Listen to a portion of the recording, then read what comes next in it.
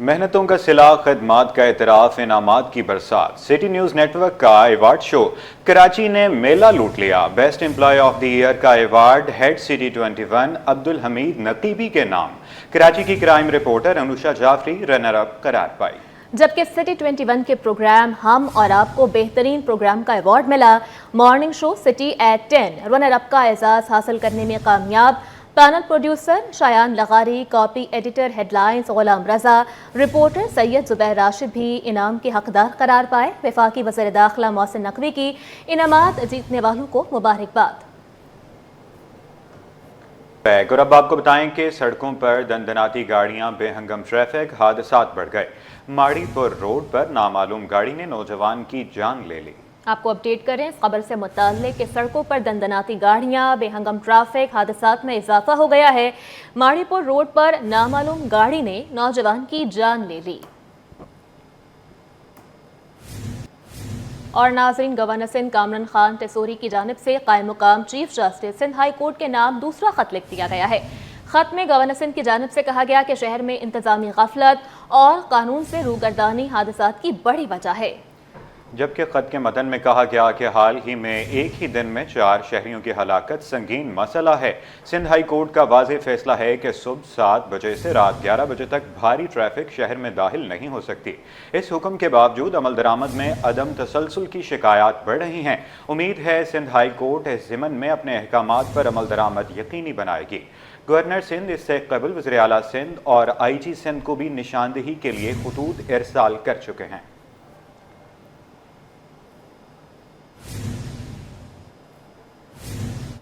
آگے بڑھتے ہوئے آپ کو بتائیں کہ ایم کیو ایم پاکستان نے آفاق احمد کی رہائی کا مطالبہ کر دیا۔ فاروق ستار کہتے ہیں کہ مہاجر قومی موومنٹ کے چیئرمین کی گرفتاری قابل مذمت ہے۔ جبکہ ڈمپر مافیا کے سرغنہ کو فوری گرفتار کیا جائے، رپورٹ کریں گے شعیب مختار۔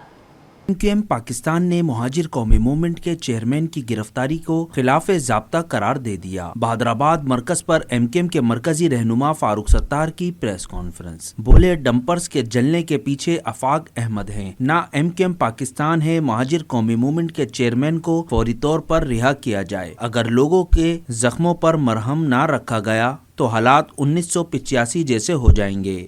اس چیز کے پیچھے نہ آفاق احمد ہے نہ ایم کیو ایم پاکستان ہے جو یہ ڈمپر چل رہے ہیں۔ ہم صرف لوگوں کے جذبات کی ترجمانی کر رہے ہیں، ہم ان کی ذہنی کیفیت بتا رہے ہیں، متنبع کر رہے ہیں، آگاہ کر رہے ہیں۔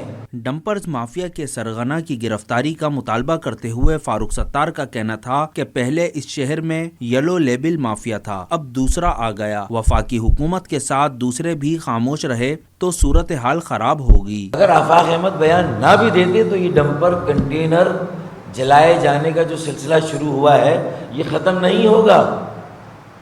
اب میری اس بات پہ مجھے بھی گرفتار کر لیا جائے، میں تو اندیا دے رہا ہوں، لوگوں کی کیفیت بتا رہا ہوں، ان کی سائیکی بتا رہا ہوں۔ حکومت سے تحقیقاتی کمیشن بنانے کی درخواست کرتے ہوئے فاروق ستار کا کہنا تھا کہ ہم کراچی کو آگ میں نہیں دھکیلنا چاہتے۔ اگر ریورس گیئر نہ لگا، شہر کا امن متاثر ہونے کا اندیشہ ہے۔ کیمرامین محمد حارث کے ساتھ شعیب مختار، سٹی 21۔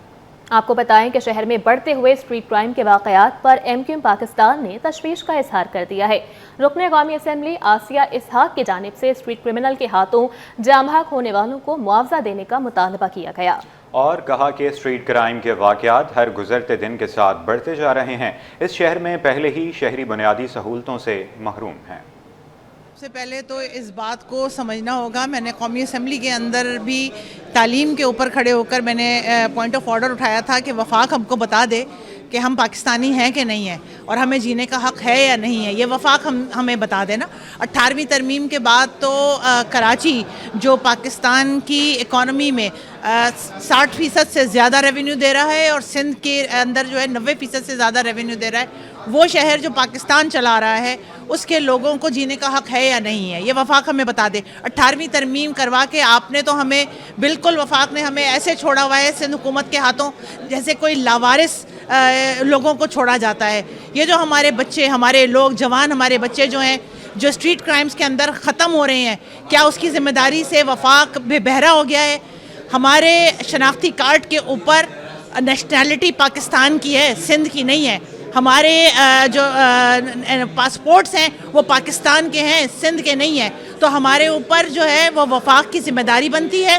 وفاق نہ صرف اپنی ذمہ داری پوری کرے بلکہ جو جاں بحق ہوئے ہیں یا جو زخمی ہوئے ہیں ان کے معاوضے کا بھی اعلان کرے. اور دوسری بات یہ کہ نیشنل فائنانس کمیشن کا جو پیسہ وفاق سے صوبوں میں آتا ہے اور جو لا انفورسمنٹ میں بھی آتا ہے اس کا بھی میکینزم ڈرائیو کرے کہ وہ پیسہ پھر کہاں جاتا ہے جب وہ ان لوگوں کے لیے استعمال نہیں ہوتا جو اس ملک کو چلا رہے ہیں. رمضان المبارک کی آمد. کے ایم سی کے ریٹائرڈ ملازمین کی انجمن کا جدوجہد تیز کرنے کا اعلان. واجبات کی ادائیگی کے لیے رمضان سے قبل کے ایم سی ہیڈ آفس کا مظاہرہ فوری اجلاس طلب کرنے کا فیصلہ کر لیا گیا. رپورٹ کریں گے رضوان احمد.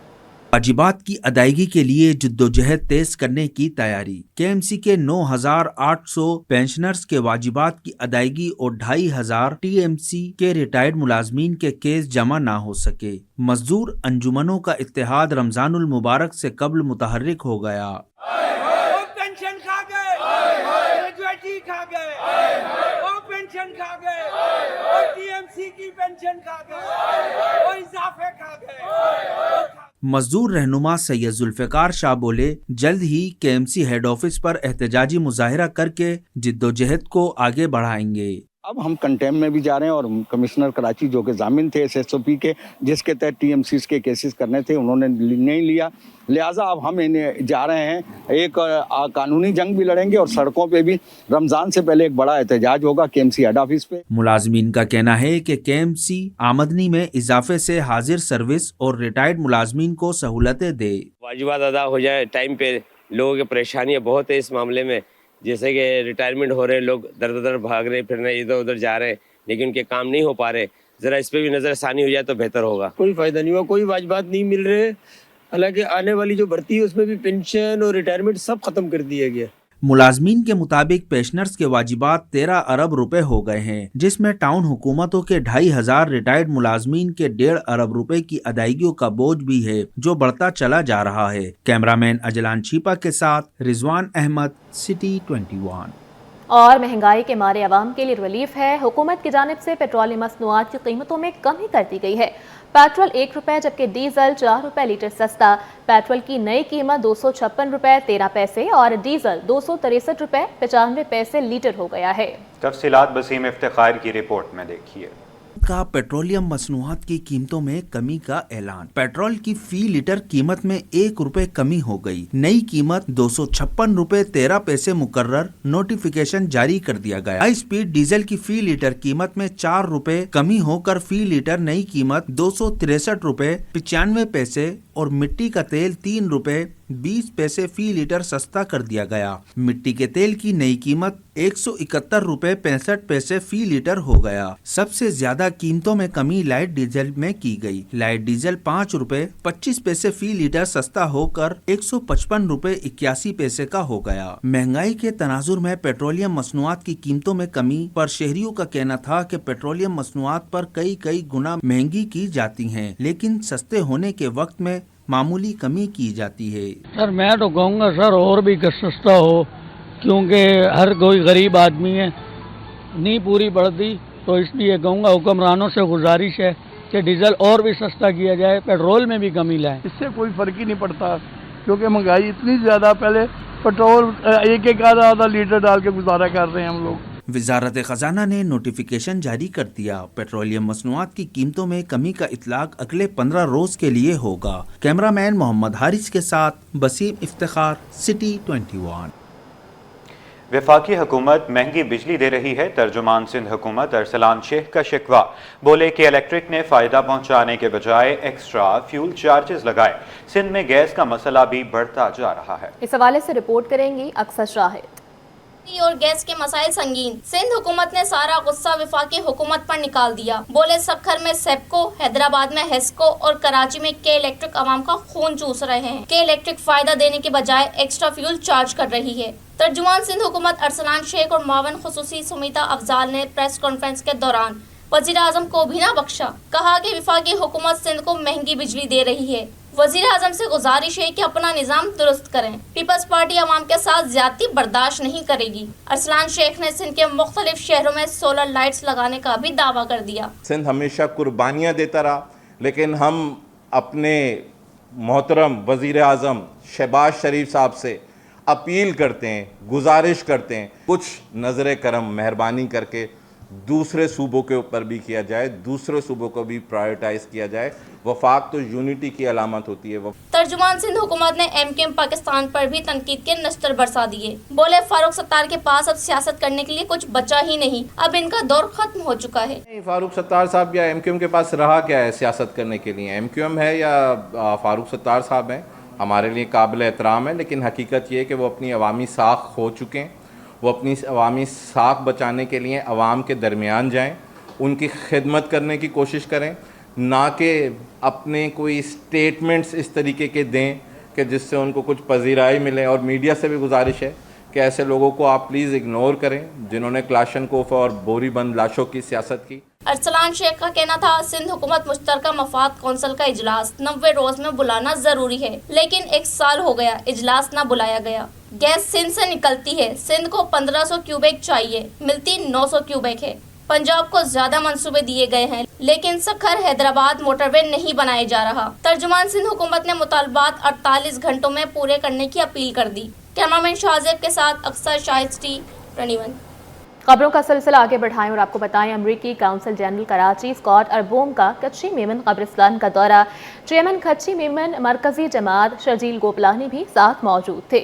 अमरीकी कौंसल जनरल ने कदीम कब्रिस्तान की हालत पर इत्मीनान का इजहार कर दिया। तफसीलात काविश मेमन की रिपोर्ट में देखिए। अमरीकी कौंसल जनरल भी मेमन बरादरी के इक़दामात के मुतारिफ कच्ची मेमन के कब्रिस्तान का दौरा किया। चेयरमैन कच्ची मेमन मरकजी जमात शर्जील गोपलानी बोले, अमरीकी कौंसल जनरल कच्ची मेमन कब्रिस्तान में सन 1800 की कदीम कब्रें देखने आए थे। कब्रिस्तान के इंतजामी मामलात का भी जायजा लिया। देखिए, आज अमेरिकन कौंसल जनरल कराची की पूरी टीम ने जो है इस वक्त कौंसलेट की टीम ने विजिट किया है कच्ची मेमन कब्रिस्तान में। कुछ 1800 की कुछ कब्रें वहाँ मौजूद हैं, उसको वो देखने आए थे। और कच्ची मेमन जो कब्रिस्तान की जो और कच्ची मेमन कौम बिरादरी की जो चीज़ें हैं, उनको जो चीज़ पता चली है तो वो बड़े शौक से वो देखने आए थे कि सारा निज़ाम बिरादरी किस तरह संभाल रही है। शर्जील गोपलानी ने मुतालबा किया कि बिरादरी को कब्रिस्तान के लिए जगहों की जरूरत है, कमिश्नर कराची और सिंध हुकूमत जमीन फराहम करे। देखिए, हमारे पास तो इस वक्त जो पुरानी ज़मीन है वही चल रही है, लेकिन हमारी माजगोट कब्रिस्तान की ज़मीन पे कब्जा हो गया है। डायरेक्टर जो कब्रिस्तान है वो लास्ट टाइम एक चैनल के ऊपर मेरे साथ थे, उन्होंने मुझे वादा किया है कि जो हमारी ज़मीन पे कब्जा हुआ है वो या इसकी जगह अगेंस्ट में कोई और ज़मीन हमें दी जाएगी। इस वक्त जो है बिल्कुल बिरादरियों को कब्रिस्तान की ज़मीनों की ज़रूरत है। कमिश्नर जो है वो आपके चैनल के तवज्जुह से मैं कमिश्नर कराची से रिक्वेस्ट करूँगा और खासतौर CM से कि इस मसले को देखें। चेयरमैन कच्ची मेमन मरकजी जमात ने इल्जाम आयद किया कि मवाज गोड में हमारे कब्रिस्तान पर कब्जा हो गया। कैमरामैन मन्नान के साथ काविश मेमन, सिटी 21। आपको बताएं कि चीनी सरमायाकारों के वक्त की सीनियर वजीर शर्जील इनाम मेमन से मुलाकात हुई है। सिंध में EV गाड़ियों में सरमायाकारी पर तबादला ख्याल किया गया। सीनियर वजीर शर्जील इनाम मेमन की जानिब से वफ्द को सिंध में EV मैन्युफैक्चरिंग प्लांट कायम करने की दावत दे दी गई है। मुलाकात में सेक्रेटरी ट्रांसपोर्ट असद जामिन और सिंध मास ट्रांजिट अथॉरिटी के MD कमाल दाव की भी शिरकत की गई है।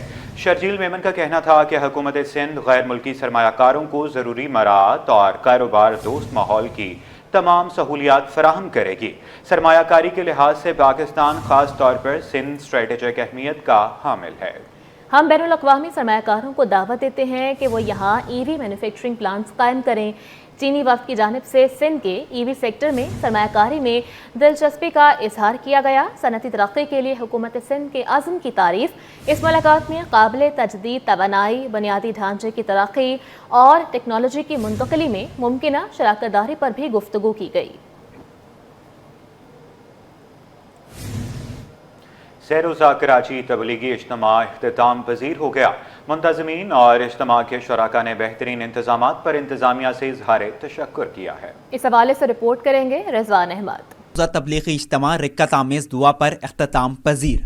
इज्तिमा में लाखों अफराद की शिरकत। 3 रोज़ा रूहानी इज्तिमा में मुकर्रिरीन ने सहर अंगेज और बामायने बयानात से शरका को दीन के पैगाम से आगाह किया। चेयरमैन मंगोपीर टाउन हाजी नवाज अली बिरोही बोले, 1 माह तक शब रोज़ तबलीगी इज्तिमा के इनेकाद के लिए काम किया। तमाम अमले ने खदमात फराहम की। इंफ्रास्ट्रक्चर और सहूलियात की फराहमी पर 15 करोड़ रुपए के अखराजात हुए। मौके के निस्बत को देखते हुए हमने एक मंगोपीर टाउन में इंटर होता है बलूचिस्तान से जो है रोड है, उसकी हमने एक नई रोड मोटेबल की है ताकि बलूचिस्तान से आने वाले लोगों को परेशानी नहीं हो और अंदरूनी रास्ते से वो आ जाए, यहाँ जो है पार्किंग में पहुँचे।